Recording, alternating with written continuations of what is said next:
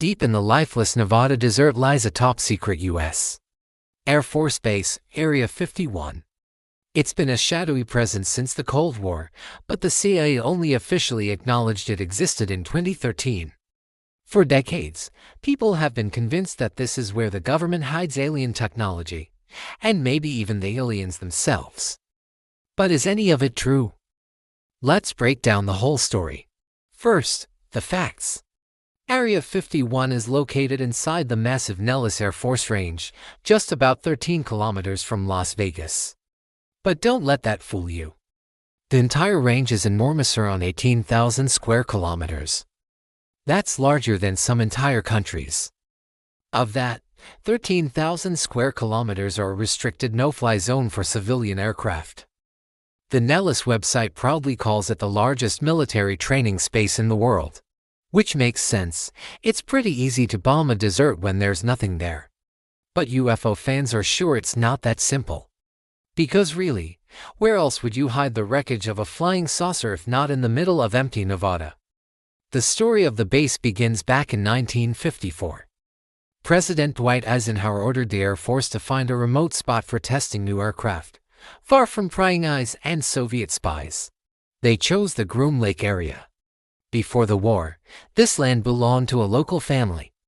When the government offered to buy it, a bitter dispute followed, and the land was eventually seized. For a while, the future Area 51 was just an airfield, though a pretty intense one. The planes flying from there were involved in nuclear bomb tests. Soon after, this conveniently secret location became home to cutting-edge spy aircraft experiments. This is where they tested the legendary U-2 plane, a high-altitude marvel designed to photograph Soviet military facilities. It's the same type of plane flown by Gary Powers, who was famously shot down over the Soviet Union. Security around these tests was insane. One story claims they delivered the U-2 to Area 51 in pieces so no spies could guess what it was. Later, they tested other incredible aircraft here, like the Lockheed SR-71 Blackbird. It was around this time that the first UFO reports started popping up. In 1959, a newspaper in Reno published accounts from locals who saw a bright green object flying faster than any known aircraft. And what did the CIA do? They didn't deny it. In fact, they might have even encouraged the rumors. It was the perfect cover. Any weird aircraft sighting could now be blamed on people's overactive imaginations. During the Cold War, captured Soviet aircraft were also brought to Area 51 for study. In 1968, two MiG-17 fighters ended up there after Syrian pilots got lost and landed in Israel, who then handed the jets over to the U.S. Studying enemy tech was an intelligence goldmine. The base was so secret that you could only see it from space. And that almost happened by accident in 1974, when the crew of the Skylab space station photographed the area. This led to a tense argument between NASA and the CIA. The astronauts had no clue the area was classified, and the CIA couldn't even explain why it was so secret. For decades, the public didn't even know Area 51 existed. Everything changed in 1989. A Las Vegas TV station aired an explosive interview with a physicist named Bob Lazar. He claimed to have worked at a facility called S4, near Area 51. Lazar said his job was to study alien technology and adapt it for military use. Viewers were stunned. Lazar claimed Area 51 had a massive underground complex where scientists dismantled alien craft. He even said alien tech could create a paradise on Earth, but the military refused to share it.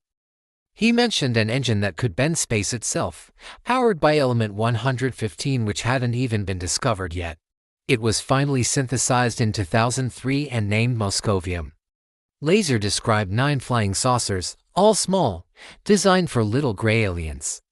He said he once saw scientists talking to one of them, and they jokingly called them the kids because of their height. According to Lazar, these aliens came from the Zeta Reticuli star system, a name familiar to UFO fans from the famous Betty and Barney Hill abduction case. But the sensational story soon started to fall apart. There was no record of Lazar studying where he claimed, and the lab he said he came from denied he ever worked there. Later, he ran into legal troubles. Still, the damage was done. Area 51 became a legend. Conspiracy theories exploded, secret Illuminati meetings, alien government partnerships, and even a Cheshire runway that supposedly only appears when sprayed with water. An entire UFO tourism industry sprang up around the perimeter of the base, with themed hotels, museums, and UFO watching tours. In 2011, journalist Annie Jacobson published a book with an even wilder story from an anonymous source. Claimed the Roswell UFO wasn't alien at all, but a bizarre Soviet plot involving Nazi Dr. Joseph Mengele. The story alleged that Mengele experimented on children to make them look like aliens, and Stalin sent them in a flying saucer to cause panic in the U.S. There's no evidence for this, but it certainly added to the myth.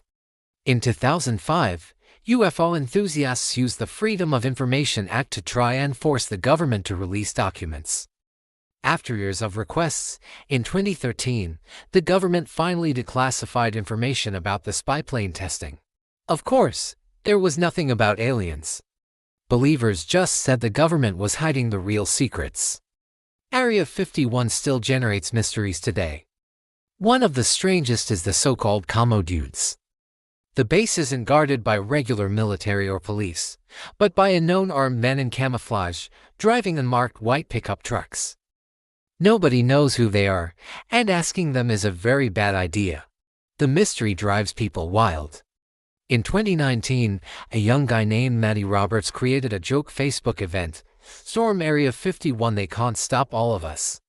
He jokingly suggested everyone meet at the gate and Naruto run past the guards. The post went massively viral. Over 3 million people joined the group. The U.S. military even had to issue a warning. Roberts tried to turn it into a music festival, but the plan fell apart. On the actual day, only about 150 people showed up at the gate. They quickly realized it wasn't nearly enough to storm a military base. So, what is really going on at Area 51? Is it just a test site for advanced, secret military aircraft? Or is it hiding something truly out of this world? The truth, as they say, is out there. Probably somewhere in the Nevada desert, behind a fence guarded by men in white pickups. Thanks for watching. What do you think is hidden at Area 51? Let me know in the comments below. And don't forget to like and subscribe for more mysteries.